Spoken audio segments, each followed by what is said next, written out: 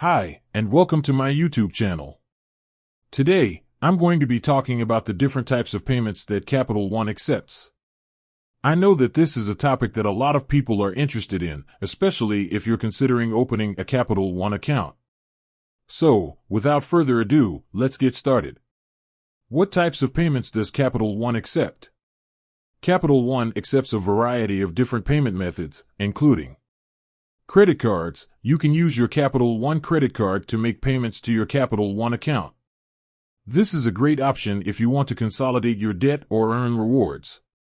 Debit cards. You can also use your debit card to make payments to your Capital One account. This is a good option if you don't want to carry a balance on your credit card. Bank transfers. You can make bank transfers to your Capital One account. This is a good option if you want to transfer money from another bank account. Checks. You can mail checks to your Capital One account. This is a good option if you don't have access to online banking or if you prefer to pay by check. Cash. You can make cash payments at a Capital One branch. This is a good option if you don't have a bank account or if you prefer to pay in cash.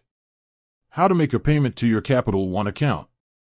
Once you know what payment method you want to use, you can make a payment to your Capital One account. Here are the steps. Go to the Capital One website. Sign into your account. Click on the Make a Payment tab. Enter the amount you want to pay. Select your payment method. Click on the Submit button. Once your payment has been processed, it will be credited to your Capital One account. Make sure you make your payments on time. If you make a late payment, you may be charged a fee.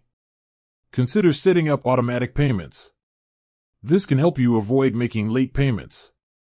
Keep track of your payments. This will help you ensure that your payments are being credited to your account correctly. Capital One accepts a variety of different payment methods. This makes it easy to make payments to your account.